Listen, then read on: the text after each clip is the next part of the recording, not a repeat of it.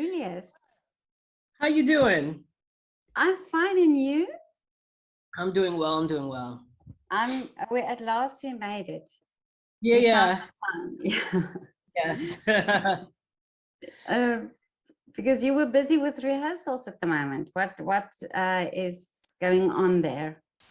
What are I'm you here. doing?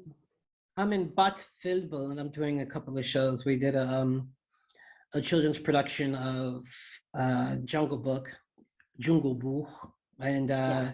Yeah. now we're doing Sister Act here.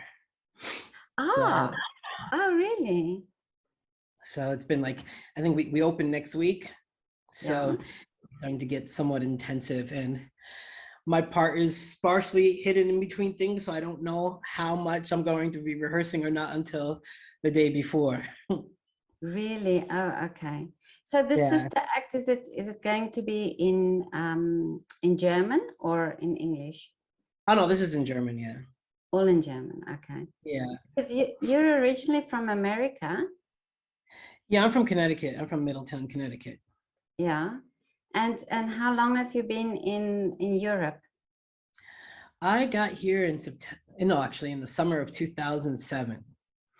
Okay. I originally went to the Czech Republic, and then I was in Berlin, and Okay. then from there things started to happen.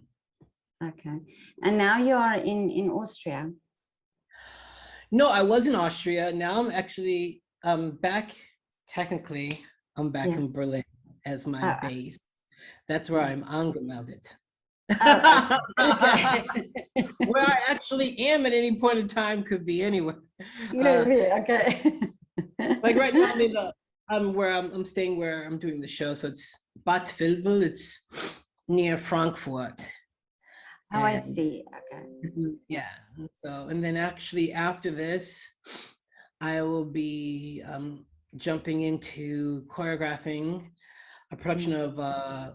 of Blues Brothers and actually performing in that production as well. Oh, From okay. my friend's new company, Konzertdirektion Lang, and Yeah. so he's based out of Lüneburg, and so we're going to be starting that up and preparing for that, and we're getting ready to do that, and maybe also a production of my own personal show, which I developed with a friend from Vienna, um, called Funny Faces, Fancy Feet. So Yeah. we're all So tell me working. about that. Oh, it was we did this in 2015. Yeah. I did it. I had a lot. I mean, I was mostly myself and then my friend Maria Mucha. We put that together. I wrote all the orchestral arrangements and I did a lot of the choreography. We did a lot of the script, and it's about it's like a golden age of musicals. Two-person musical takes place at an audition, Mm. and so it's got lots of Gershwin music, a lot of like singing array music, a lot of Oh, that beautiful. 30s, 40s, 50s kind of stuff. We have like stuff from like Top Hat, Swing, from Fred Astaire, Ginger Oh, Rogers, kind of stuff in there. wonderful.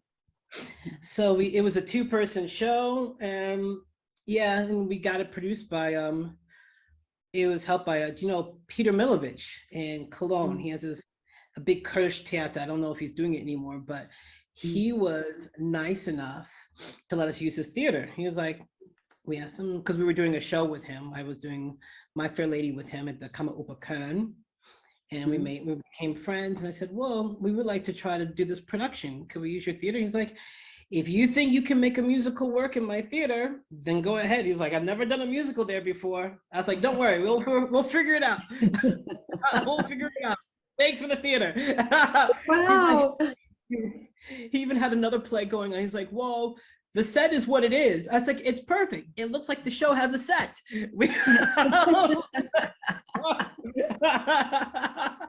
Like, where did you get the set?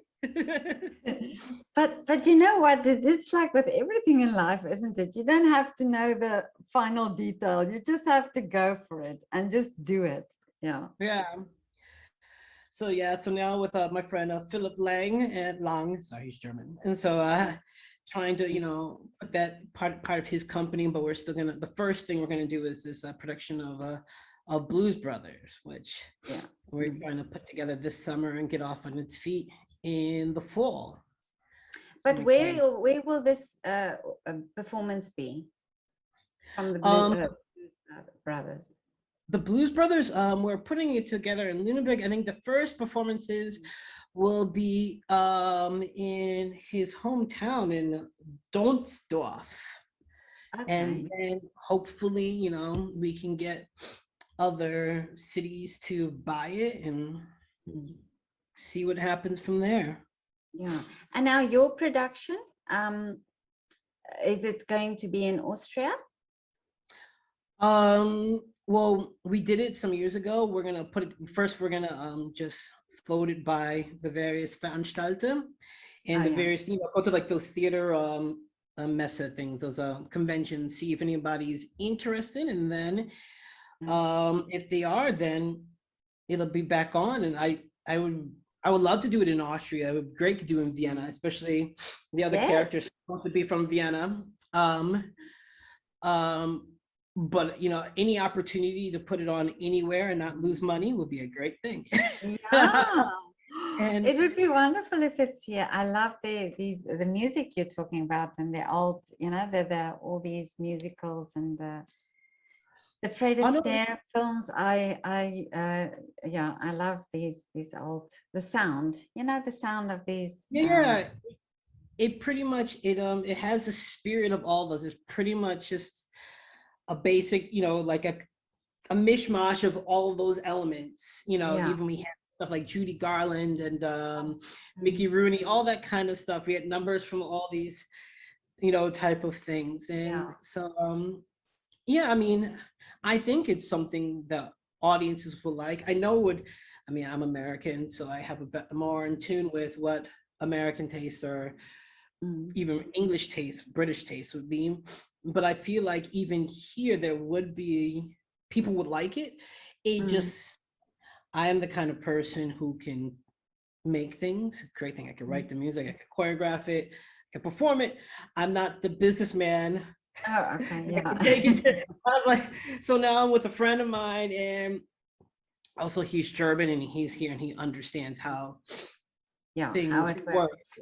Yeah, but I spoke to a pianist the other day, and we were talking about this of um, educating the audiences in a way, or not assuming that they wouldn't like it, something, just give them the opportunity, just feed them a little bit of something different that they used to, and then maybe they surprise you and they do like it, so I think it's Yeah, very, yeah.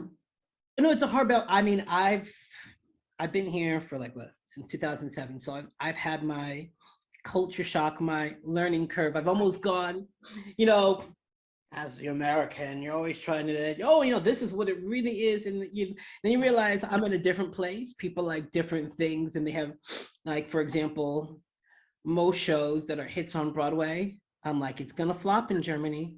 I'm like, oh no, people love. It's like, nope, it's not gonna work. And anything that works, if it's successful in Germany, I was like, it's not gonna work in New York. It's just, I'm like, Oh, but why do you? okay.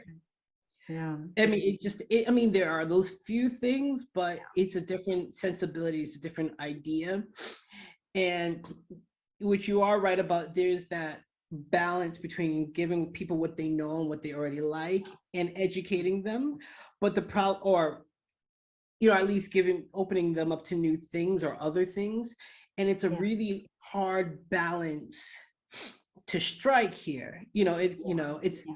so yeah. Yeah. Now tell me, and then I read something about you have a, collaboration with, and it's called, is it Williams and Blake, or it's Oh yeah, Williams and Clark. or Williams and Yeah, Clark? Yeah, yeah. yeah. Well, that's one of my best friends, Rodney Earl Clark.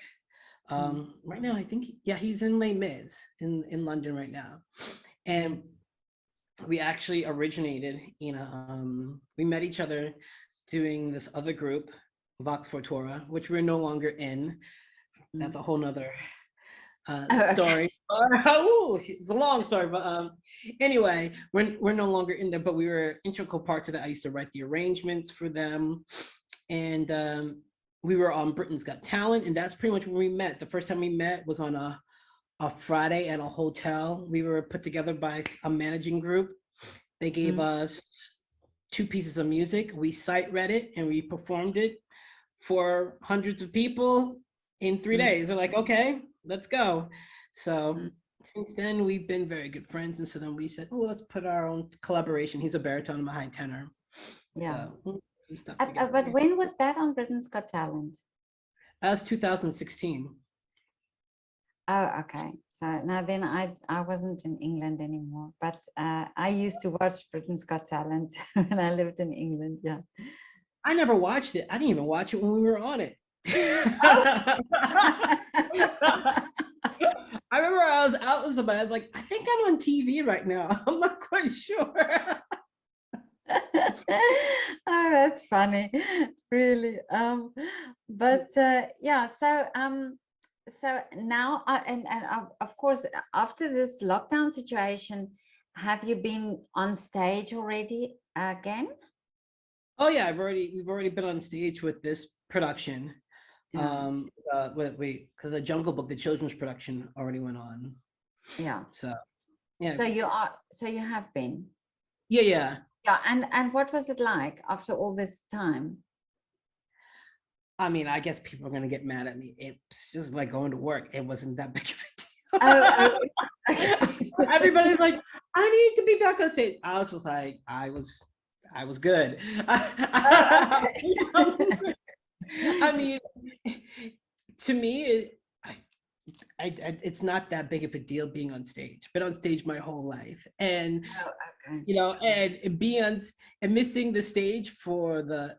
Well, actually, I had also done a production in that little block where the theaters open between September and November. So I did a show then. So I was already stage there. So but to me, it's not necessarily being on stage, is what you're doing on stage. If I'm doing something that I really believe in, I'm like a main part of it, I'm integral and I'm showing the best of me, then it means something. If the other stuff, it's like, no one asks, every violinist, like the 5th violinist in the orchestra, oh, every performance is like, well, I did the show and I went home. I went to work, got paid.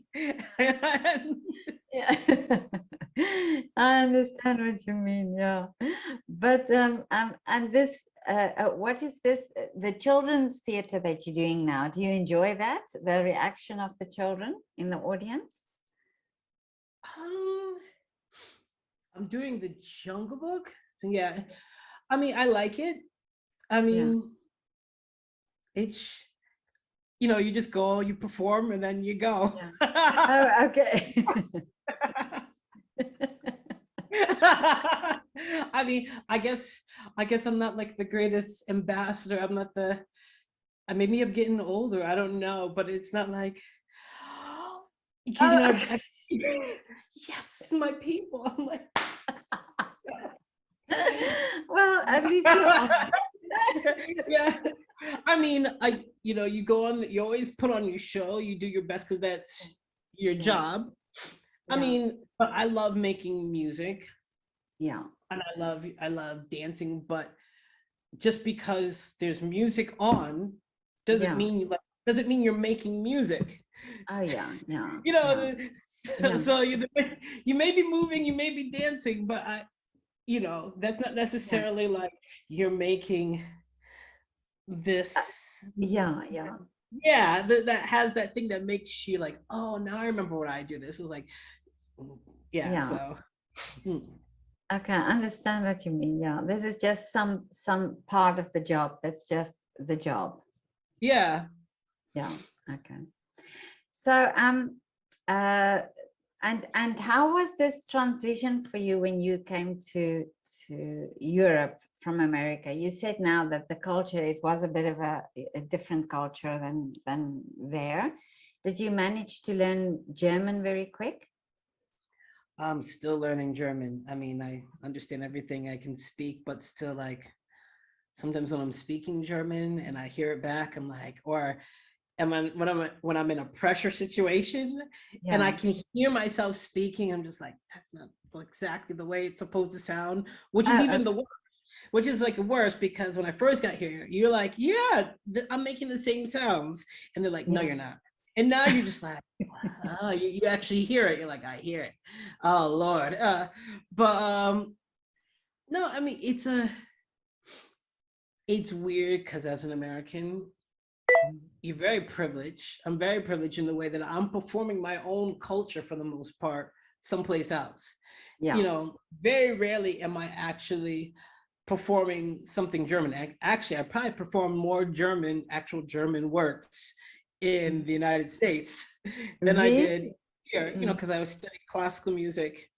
Yeah. I studied opera and everything, and my father's a conductor, so I was always doing all sorts of, actual German music. So here it's just weird. You're doing your own culture, but then you're doing your own culture through the lens of another culture, which can Yeah. be kind of Yeah. jarring Yeah. sometimes, Yeah. especially I have to admit as a black performer, because then Mm. you're like, well, yeah, that's kind of it, but no, no. Okay. And you're like trying to think, should I say something or should I not? Is even, and you're like, Yeah. Yeah. Yeah. and through the whole politics of that, that is an interesting thing to navigate. Yeah. Yeah. And you say your dad is a conductor. Yeah, yeah. Was he your influence to become a musician or a singer? I mean, I guess so. My aunts and uncles, they were like, you never had a choice of what you were gonna do. You were gonna be what you are. I Yeah. think I got my first violin when I was 3. Mm. My mom, she's a doctor, but Mm. was a singer at the time. Mm. So I was with them in college, or my mom was still in college, whatever. But they were in the Ebony Singers. I was learning spirituals from a very young age. Was at Mm. all the choir rehearsals. Was at all the church music rehearsals. So they were in their early 20s, so I kind of grew up musically with them. So I was always there. So yeah, you could say that I was kind Mm. of brought up to be this. So there was not never a choice, that it was just part of your life.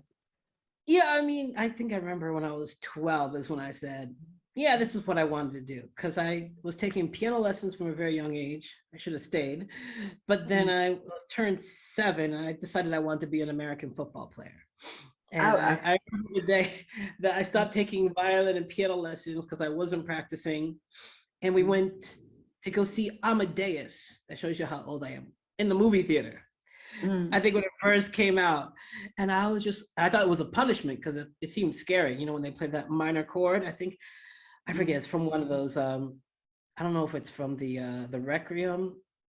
I mean, no, I think it's from Don Giovanni. I forget what it was, mm, but you mm. just hear like this ominous minor chord in the beginning of the thing, and the guy is bleeding. I was like, ah. So that's and so then from then on, I decided I was going to be a football player until I was in middle school around 12th, and the choir teacher says, you're going to be in choir. I was like, I Mm. don't want to be in choir. It's just like, no, you have to be in choir. I know you can sing. And it's like, and you're still an alto, so you can sit with all the girls. And I said, then I think I'll be in choir. Yeah.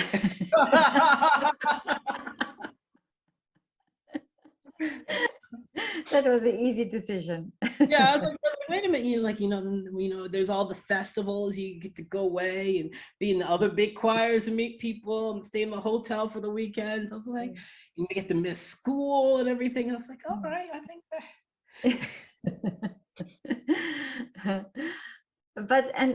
But you were trained classically then. yeah, I mean, my bachelor's degree is in vocal performance musical theater. So it's still Mm. a music degree, but with Yeah. a more of a concentration on musical theater. And Mm. then I studied writing and production at Berklee College of Music. But then I did Mm. my master's degree in vocal performance, opera gesang. So Oh, okay.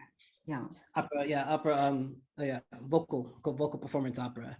Yeah. And even as growing up, because it's different than here, but I was always in the choir, so you sing classical music. Yeah. We sang everything. You sing classical music, and then the more you went to like the festivals, you sang harder. You know, we would learn every weekend a whole new concert worth of stuff. And then I also was in the summers. I went to the New York State Summer School of the Arts, which I grew up in Connecticut, but my father was the conductor there, so I could go. I was in New York State, and had all the best singers from New York State. You have to do a big competition and get a good score. And we learned all tons of music, all kinds of music. For the summer, we sang with the orchestra, and we did, I think, yeah, because there was also the young artists, the young orchestra program. So we sang with them. So yeah, classical music was always a big part of my life as well. And but you dancing also, because if you're in musicals, you have to dance as well. Yeah, I've always taken dance. I've never, I mean, which is funny because people are always asking me to teach dance.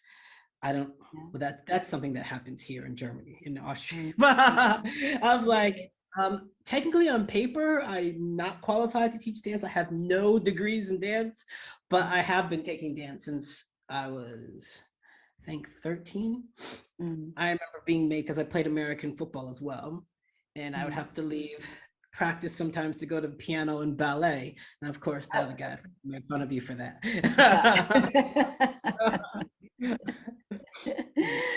I can imagine. Oh wow.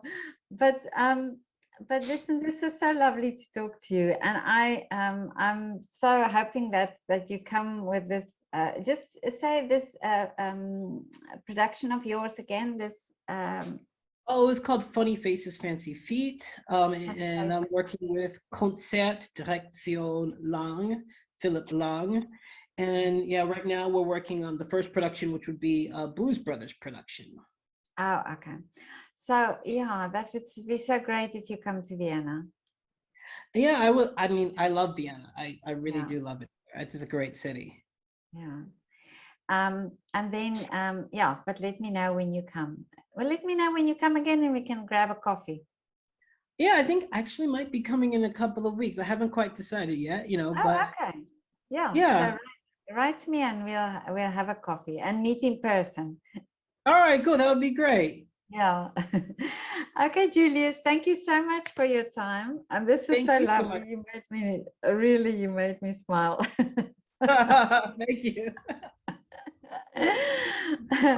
And this is okay if I post this on YouTube? Yeah, it's fine. No problem. Okay, wonderful. Okay, Cool. so have a lovely afternoon. Thank you. You too. Ciao. Okay, thank you. Bye. Bye. Bye.